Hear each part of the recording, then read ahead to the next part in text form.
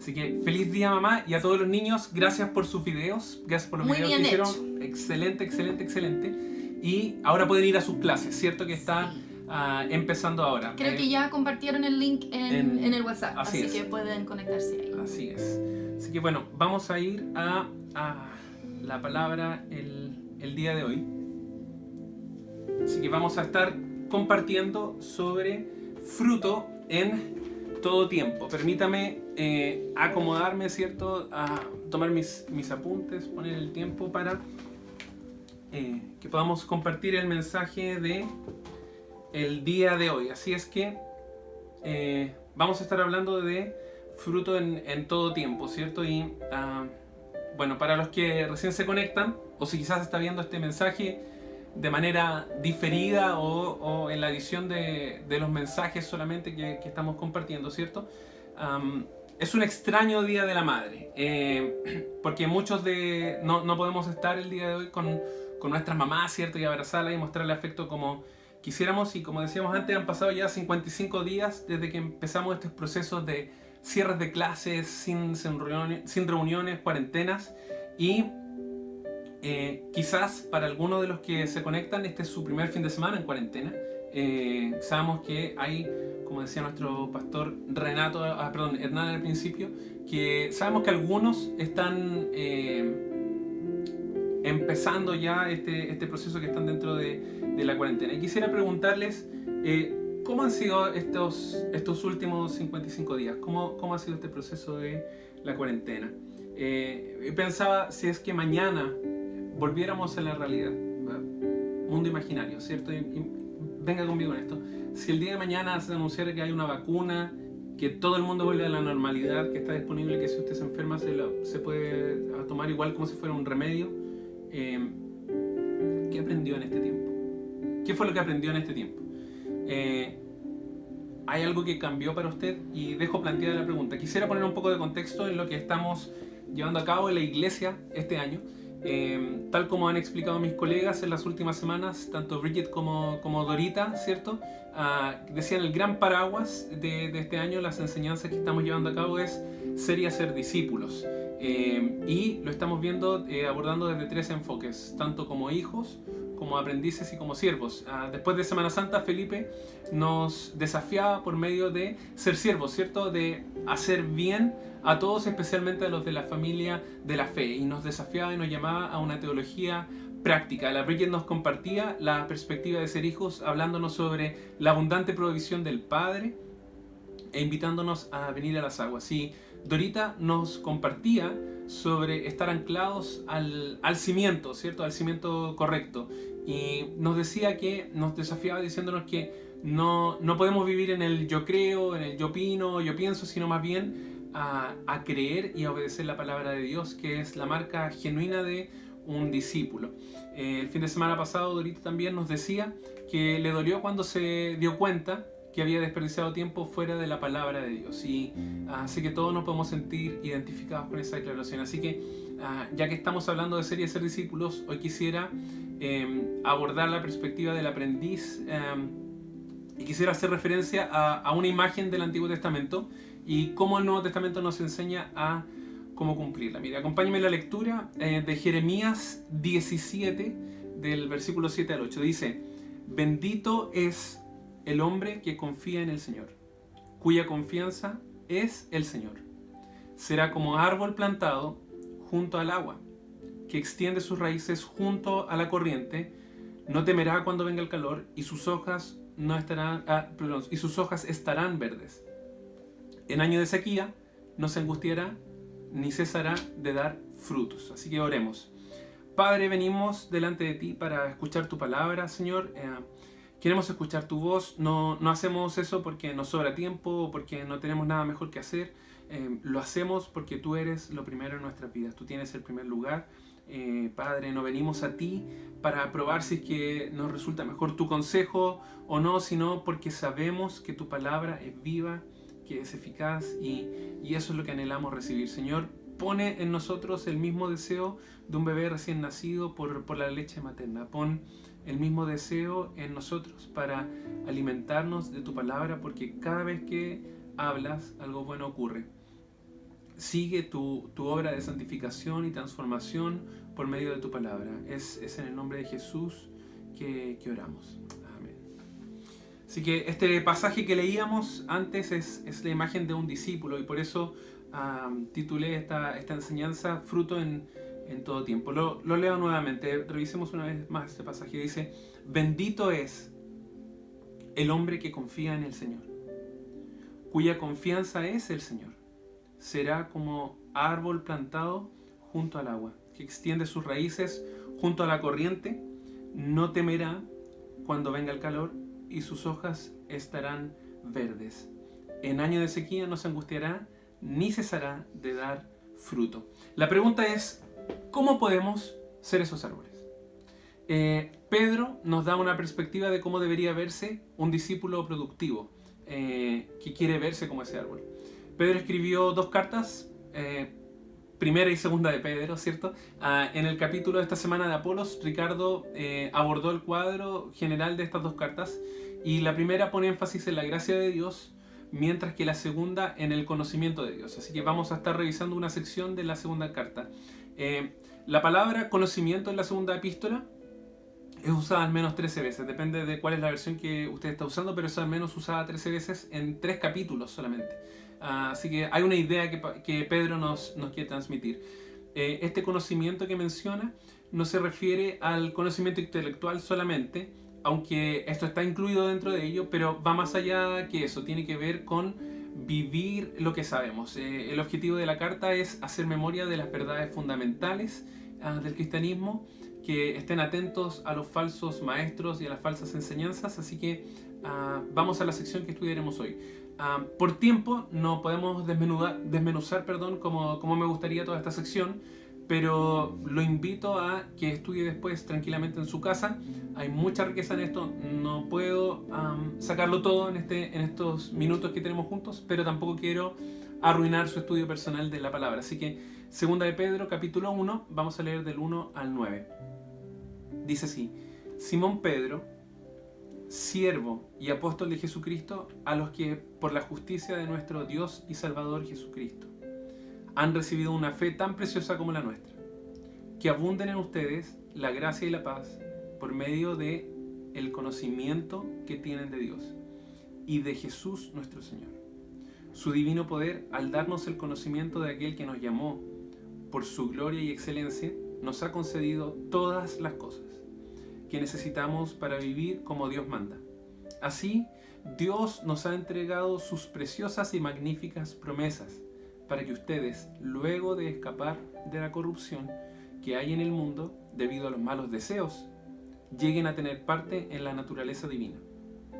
Precisamente por eso, esfuércense por añadir a su fe virtud, a su virtud entendimiento, al entendimiento dominio propio, al dominio propio constancia, a la constancia devoción a Dios, a la devoción a Dios afecto fraternal, al afecto fraternal amor, porque estas cualidades, si abundan en ustedes, los harán crecer en el conocimiento de nuestro Señor Jesucristo y evitarán que sean inútiles e improductivos. En cambio, el que no las tiene es tan corto de vista que ya ni ve y se olvida de que ha sido limpiado de sus antiguos pecados. Me encanta esta sección.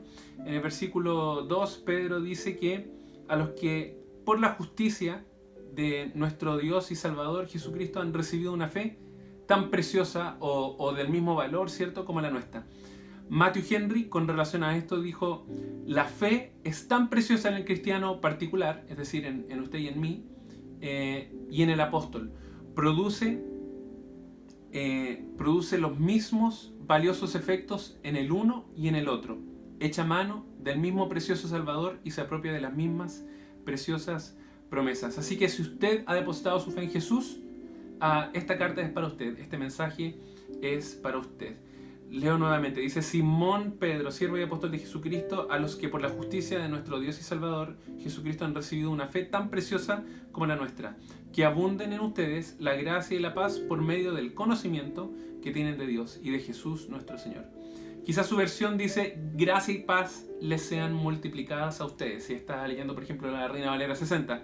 Es decir, que abunden y que crezcan en ustedes esas cualidades. Pedro añade que ese crecimiento en gracia y paz solo se puede obtener por medio del conocimiento que tienen de Dios y de Jesucristo nuestro Señor. Pedro, del 3 al 11, va a explicar de qué forma ese conocimiento de Dios incrementa en nosotros la gracia y la paz. Martin Lloyd-Jones lo planteó de esta manera. Esto acontece así. Primero que todo, hay ciertas cosas que se hacen para nosotros. Luego, nosotros mismos procedemos a hacer ciertas cosas. Lo que se hace para nosotros se describe en los versículos 3 y 4 y lo que hacemos y lo que hemos de hacer nosotros va en los versículos 5 y 7. Quizás a esto podríamos añadir en la sección que vamos a leer el día de hoy, el versículo 8 y 9, donde nos da las razones por las cuales actuar de esa manera. Así que veamos las secciones. La primera es lo que Dios nos ha dado por medio de la fe. El versículo 3 y 4 nos señala que Dios ha provisto todo lo que necesitamos. ¿Para qué? Para vivir la vida que Él espera. Dice, su divino poder al darnos el conocimiento de que el que nos llamó por su propia gloria y excelencia nos ha concedido todas las cosas. Algunas cosas, no. Todas las cosas que necesitamos para vivir como Dios manda.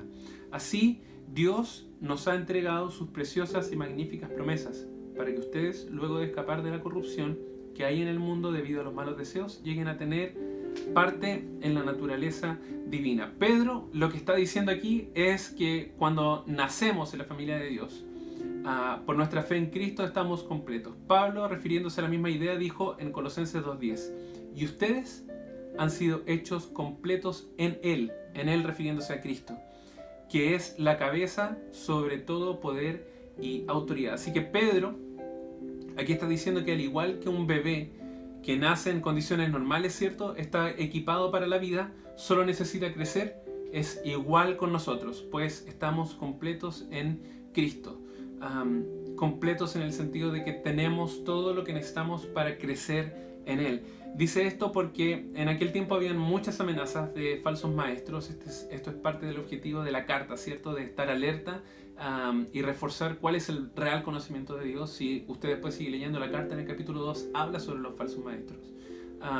Pero estaban enseñando cosas diferentes que eran en el Evangelio, y por eso Pedro les recuerda y nos da un listado de cualidades que deben desarrollarse en el crecimiento del cristiano, que es la siguiente sección, sobre lo que nos toca a nosotros, es decir, el crecimiento por medio de la fe. Versículo 5 dice, precisamente por eso, esfuércense por añadir a su fe virtud, a su virtud entendimiento, al entendimiento dominio propio, al dominio propio constancia, a la constancia devoción a Dios, y a la devoción a Dios afecto fraternal, y al afecto fraternal amor. Precisamente por eso, precisamente ¿por qué? ¿Por qué empieza diciendo esto Pedro? Precisamente en el contexto inmediato, ¿cierto?, lo que nos viene diciendo los 4 versículos anteriores, precisamente porque Dios nos ha concedido la justicia de nuestro Dios y Salvador Jesucristo, precisamente porque hemos recibido una fe tan preciosa como la de los apóstoles, precisamente porque nos ha dado el conocimiento de aquel que nos llamó, precisamente porque nos ha concedido todas las cosas que necesitamos para vivir como Dios manda, precisamente porque nos ha entregado sus preciosas y magníficas promesas. Precisamente por eso, esfuércense por añadir a su fe virtud. Debemos destacar en el versículo 5 también que solo cuando ya compartimos la naturaleza divina señalada en la sección anterior, nos es posible poner empeño, poner tesón, poner esfuerzo, poner vigor personal en la adquisición o en el desarrollo de las virtudes del carácter cristiano. Esfuércense, como la versión que estábamos leyendo, es un mandato que se repite mucho en la Biblia. ¿Puede pensar en alguno en particular? Quizás yo lo primero que pensé era Josué 1:9, ¿cierto? Que quizás es el más conocido. Esfuérzate y sé valiente. La palabra original aquí se traduce también como prisa, es decir, debe tener velocidad, rapidez. Quizás alguna versión que usted pudiera tener, que estar leyendo, usaría palabras como prontamente o con solicitud o con toda diligencia. Esfuércense por añadir a su fe. Quizás un pequeño paréntesis que es importante mencionar aquí. ¿Por qué no dice esfuércense por añadir fe? ¿Ha pensado eso? ¿Por qué empieza diciendo esfuércense por añadir a su fe? Porque Pedro ya estableció en el versículo 1, cuando describe a su audiencia, dice que es para los cristianos, para aquellos que han depositado su confianza en Cristo. Releo el versículo 1. Simón Pedro, siervo y apóstol de Jesucristo, a los que por la justicia de nuestro Dios y Salvador Jesucristo han recibido una fe tan preciosa como la nuestra. Es por eso por lo que Pedro no dice añadan fe, porque ya la tienen. No como un elemento que ocurrió en la conversión, que quedó atrás, sino como un elemento que se mantiene, una confianza constante en Jesús. Es decir, en otras palabras, ya que tienen fe, ¿qué es el primer paso? Añádanle a ella virtud. Porque donde hay vida, hay crecimiento. Un nacimiento nunca es el final, sino el inicio. Dios nos da todo lo que necesitamos para vivir la vida cristiana como ya aprendimos, pero debemos esforzarnos en hacer nuestra parte en el crecimiento. Tal como hemos visto en las clases de Apolo, ¿cierto? Yo no soy un actor pasivo al momento de acercarme a Dios y al estudiar la palabra. El crecimiento no es automático, requiere de trabajo en conjunto, junto a Dios, para desarrollar eso. Por ejemplo, déjeme graficarle con el ejemplo del bebé sano nuevamente. Todos los que hemos tenido un bebé cerca, lo hemos visto crecer haciendo algunas tareas que son quizás normales para muchos de nosotros, pero cuando vemos que un bebé las hace por primera vez, nos emocionamos. Por ejemplo, cuando un bebé recién nacido es capaz de sostener su cabeza, ¿cierto? Con sus músculos. O cuando es capaz de estar acostado en la guatita y es capaz de levantarse, ¿cierto? Con sus manos y levantarse de la cama. Cuando es capaz de sentarse sin apoyo, que puede sostener su cuerpo. Cuando empieza a imitar a otros o cuando empieza a aplaudir, ¿cierto? Cuando empieza a usar los muebles para caminar o se logra parar solo, o cuando empieza a caminar. Yo aún recuerdo, estaba en el supermercado con mi sobrina, la Sofi, mi sobrina mayor, y aún me acuerdo que un día estaba jugando con ella con su manito y en un momento levanté su dedo y me acuerdo que ella se dio cuenta que ese es mi dedo y todavía tengo como su imagen de crecimiento y de asombro de darse cuenta, ¿cierto? Esa es mi dedo, esa es mi mano y el momento en que lo descubrió. También me acuerdo cuando la Emita dio sus primeros pasos, por ejemplo, y creo que todos nos acordamos cuando se soltó en la iglesia y por fin se atrevió a caminar sola y después no había cómo pararla, estaba caminando por todos lados. Todos sabemos cómo nos sentimos cuando un bebé a quien amamos aprende algo nuevo. ¿Y cómo creen que se siente nuestro Padre Celestial cuando crecemos? También vimos en el video del Día de la Mamá a la Sarita ya está caminando, por ejemplo. Y la última vez que nos juntamos estaba en brazos y todos los niños pareciera ser que han pegado estirones, ¿cierto? Bueno, de la misma forma como la Sarita sigue creciendo, y eso es natural, en este tiempo también nuestra fe debería seguir creciendo. Eso también es natural, eso también es lo que el Padre espera. Si la Sarita no pudiera caminar, sería un problema. Y quizá el Jorge y Sara mamá, ¿cierto? Tendrían que llevarla al doctor para ver que está mal. Lo que es normal es que ella siga creciendo. Y es igual con nosotros. Así que esfuércense por añadir a su fe virtud. Aquí la palabra virtud también se traduce como excelencia o valor, sea intrínseca o atribuida. También es una palabra que estaba asociada a la hombría o al valor. Esta palabra se usaba, por ejemplo, también para definir el uso de una herramienta. Por ejemplo, una herramienta que funcionaba correctamente era excelente, era virtuosa, ¿cierto? Porque cumplía el propósito, cumplía aquello que debía hacer. De la misma forma, un cristiano debe con excelencia y virtud cumplir aquello que fue hecho para hacer. ¿Y qué fuimos hechos para hacer? Para darle la gloria a Dios, para darle la gloria a nuestro Padre.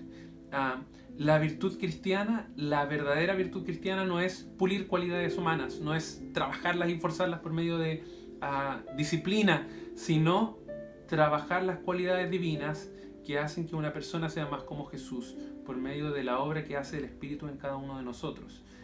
Así que la fe nos ayuda a desarrollar y añadir virtud. Y a la virtud el entendimiento. Quizás alguna de sus versiones dice conocimiento. Se refiere al acto de conocer, es decir, sea por implicación el conocimiento o un conocimiento creciente. Puesto que el concepto aquí sugiere un conocimiento práctico. Está hablando de entendimiento también, ¿cierto? En el capítulo de esta semana de Apolos, Ricardo desarrollaba el concepto de que la vida cristiana es un proceso de restar y sumar. Y nos indicaba que en la Biblia creer es la suma de conocer y hacer.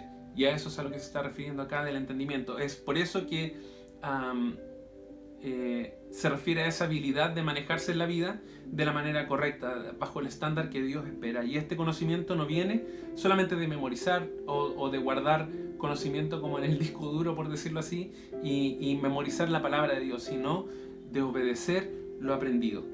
Al entendimiento debemos añadir dominio propio. También podría decir templanza, su versión. Se refiere a cómo domina sus pasiones internas. Para mí particularmente fue algo que tuve que ejercitar mucho y orar mucho para que Dios me ayudara en el proceso de llegar a un peso sano. Y tuve que memorizar pasajes como Proverbios 16:32, que dice: más vale ser paciente que ser valiente, más vale dominarse a uno mismo que dominar a los demás. El dominio propio es muy importante, pero al dominio propio se le añade la constancia. Si el dominio propio era nuestra reacción a las luchas internas, la constancia o paciencia, el hupomone, que es la resistencia o perseverancia, es cómo reaccionamos a las presiones externas. Es la habilidad de permanecer cuando las cosas se ponen feas. Y mientras que el dominio propio lidia con los placeres de la vida, ¿cierto? La perseverancia lidia con las pruebas de la vida. Son dos cualidades necesarias, tanto la interna como la externa. Si quiere ver más detalles sobre esta palabra, puede ver la reunión al 29 de marzo, cuando hablé sobre la esperanza verdadera. Ahí hablo más sobre qué significa perseverar. A la constancia o a la perseverancia, devoción a Dios. La devoción a Dios debería ser el resultado natural de cultivar la nueva naturaleza. Puede ser que su versión diga piedad también, pero esta palabra en griego implica alabar correctamente. Apunta a ser como Dios. Es cuando alguien deja las cosas de este mundo, las pasiones, las presiones que controlan la vida, y busca hacer la voluntad del Padre independiente de las circunstancias. Eso es la devoción a Dios. Describe a alguien quien está bien con Dios y está bien con su prójimo. Es por lo que las actitudes o características descritas aquí por Pedro van como ampliando un círculo, que empiezan, ¿cierto?, en nosotros, pero van saliendo cada vez más afuera. Son características internas, pero terminan ligándonos al prójimo. Y es por eso que dice que a la devoción a Dios debemos añadirle afecto fraternal. Y está ligada a la devoción, puesto que si amamos correctamente a Dios, amaremos a nuestros hermanos también correctamente. El Nuevo Testamento está lleno de mandamientos y ordenanzas de los unos a los otros. Y Pedro cierra esta lista con la guinda de la torta. Y al afecto fraternal, amor. ¿Qué clase de amor? La palabra aquí es ágape. Es decir, la expectativa de Dios es que amemos como Él nos ama. Este es el amor que está descrito en 1 Corintios 13. Si cree que ya ha alcanzado todas esas virtudes, lo invito y animo a que lea el listado de 1 Corintios 13 y cada vez que salga la palabra amor, reemplácela poniendo su nombre. Ese puede ser un buen test de la blancura y veamos cómo está en relación a estas cualidades. Es importante repetir que es imposible desarrollar estas cualidades por nosotros mismos. Deben ser producidas por el Espíritu Santo y nosotros las debemos trabajar, estar disponibles, esforzarnos por hacer nuestra parte y que Dios haga lo imposible. Quizás algunas personas pueden, con esfuerzo y disciplina, crear algunas de estas, como atletas que desarrollan dominio propio, por ejemplo, y perseverancia. Pero esas cualidades apuntan a ellos. Ese es otro test o otra prueba de la blancura, ¿cierto? Para examinar cómo están desarrolladas estas cualidades. ¿Quién se está llevando la gloria por esas cualidades? ¿Usted o Dios? Y la última gran idea para revisar en este pasaje es las consecuencias de crecer en la fe. El versículo 8 y 9 dice: porque estas cualidades, si abundan en ustedes, los harán crecer en el conocimiento de nuestro Señor Jesucristo, y evitarán que sean inútiles e improductivos. En cambio, el que no las tiene es tan corto de vista que ya ni ve y se olvida que ha sido limpiado de sus antiguos pecados. Para cerrar, el 8 y 9 exponen las razones por las cuales actuamos así. Esas dos razones, una está expresada en positivo y la otra en negativa. Una nos ayuda a que no seamos inútiles. La palabra argos aquí empleada hace alusión a desocupado inútilmente o estéril. Es el riesgo de ser infructuosos, de no tener fruto. ¿Por qué? Porque el crecimiento no es el fin en sí mismo. Mientras más nos asemejamos a Cristo, más podemos glorificar a nuestro Padre sirviéndolo. Y por eso la segunda indica Pedro aquí, que compara con alguien que ha perdido la perspectiva de qué significa ser salvo, de qué significa vivir para Cristo y no por uno mismo. Por eso dice que es como que se olvida que ha sido limpiado de sus antiguos pecados. Así que en estas secciones vemos lo que Dios nos ha dado por medio de la fe, vemos el crecimiento por medio de la fe y también las consecuencias de crecer o no en la fe. Releo el pasaje original de Jeremías. Bendito es el hombre que confía en el Señor, cuya confianza es el Señor. Será como árbol plantado junto al agua, que extiende sus raíces junto a la corriente. No temerá cuando venga el calor, y sus hojas estarán verdes. En año de sequía no se angustiará, ni cesará de dar fruto. Alguien quien tiene fruto en esta temporada, durante esta época de cuarentena, durante esta época de pandemia, alguien que tiene fruto en esta temporada, alguien quien es como el árbol que da fruto en sequía, es como alguien que construye su casa en la roca, o como alguien quien viene a las aguas buscando la provisión abundante del Padre. Pero alguien quien no tiene fruto en esta temporada podría ser como el que construyó su casa en la arena, o como el que gasta su dinero en lo que no le satisface. ¿Cómo ha sido el proceso en cuarentena? ¿Cómo han sido estos últimos 55 días? Si mañana volviéramos a la realidad, ¿qué aprendió en este tiempo? ¿O qué cambió en usted? Dejé planteada la pregunta al comienzo. Sabemos que la Sarita va a llegar caminando. ¿Y usted cómo creció en este tiempo? Y quizás alguno podría alegar, ¿qué importa tener fruto en esta época? No sabemos con certeza cuando Pedro está describiendo este pasaje de que evitemos ser ociosos e infructíferos, qué era lo que estaba visualizando. Quizás esta imagen de Jeremías, o quizás estaba pensando en el Salmo 1, o quizás estaba pensando en Jesús cuando maldijo la higuera que no tenía fruto, o quizás estaba pensando en Juan capítulo 15, pensando en que Dios es la vid y nosotros somos las ramas, somos los pámpanos. Porque Jesús mismo dijo, mi Padre es glorificado cuando ustedes dan mucho fruto y muestran así que son mis discípulos. El fin de semana pasado, la Dorita nos decía que le dolió cuando se dio cuenta que había desperdiciado tiempo fuera de la palabra de Dios, en lugar de construir en la roca. Sé que la Bridget ha sentido momentos donde no dependió de la provisión del Padre y que gastó sus recursos en lo que no satisfacía. Cuando les digo que hay un riesgo de no ser productivos, es porque he estado ahí también. Y te pregunto, ¿cuál va a ser tu postura? ¿Cuál va a ser tu resolución? Porque podríamos escuchar la palabra y empezar a llenarnos de argumentos y objeciones. ¿Vas a tomar tu Biblia y buscar a Dios en la lectura y en la oración, o vas a seguir viendo Netflix todo el tiempo? ¿Qué has hecho en estas 8 semanas? ¿En qué áreas estás creciendo y dando fruto? Quizás puedes tener excusas, que te faltan recursos, que te falta tiempo, que te falta dinero, pero tal como aprendimos hoy, el Padre nos ha concedido todas las cosas que necesitamos para vivir como Dios manda. ¿Qué pasará en 8 semanas más? ¿Saben? Sacamos un pollo con la Bridget que estaba congelado, lo pusimos al principio de la cuarentena, lo pusimos a descongelar, esta mañana lo revisamos, estaba igual como cuando lo compramos. Pero para nosotros, de esta cuarentena, o salimos más como Cristo o salimos menos como Él. No hay un intermedio. Este es un tiempo para dar fruto aún en la sequía, aún en la pandemia, aún en la cuarentena. Si no sabes cómo, estamos aquí para ti. Los pastores y el equipo de colaboradores, estamos aquí para ti. No tenemos todas las respuestas, pero Dios sí las tiene. Y lo que podemos hacer es caminar junto contigo para ayudarte a encontrar la voluntad de Dios. Permíteme orar por por ti en esta hora. Padre, gracias por tu palabra, porque nos equipa, Señor, nos entrega todo lo que necesitamos.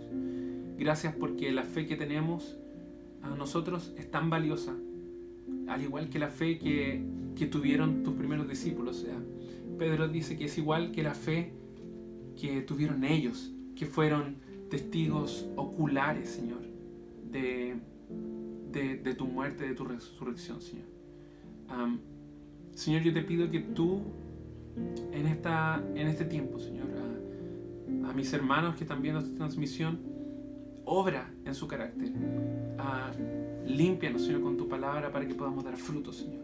Y te damos las gracias, Señor, porque tú no nos dejas, Señor. Tú no nos has dejado congelados en este tiempo, Señor, sino que esperas que seamos productivos, Señor, que demos fruto y así, dando fruto, que te glorifiquemos, Señor. Ayúdanos, danos el querer como el hacer, Señor, por medio de tu Espíritu, Señor, en el nombre de Jesús, Señor. Y estábamos conversando con Bridget, sabemos que hay hartas personas que ven esta transmisión y quizás algunos de ustedes están viendo la transmisión por primera vez, quizás algunos se toparon por casualidad, ¿cierto? Y están viendo esta transmisión o quizás alguno de los videos después alguien te mandó este link y estás escuchando todo esto y dices, pero a mí no me llega porque yo ni siquiera tengo fe, ni siquiera estoy en el punto inicial, y si es que ni siquiera estás en ese punto, este es un tiempo para empezar a caminar con Dios. Este puede ser una oportunidad, un momento para comenzar, para arreglar las cosas con Dios. Quizás te estás preguntando, pero yo no tengo que arreglar nada con Dios. ¿Qué significa eso? La Biblia nos dice que todos estamos separados de Dios, producto de nuestro pecado. La Biblia nos dice que todos pecamos sin ninguna excepción. No hay justo ni siquiera uno.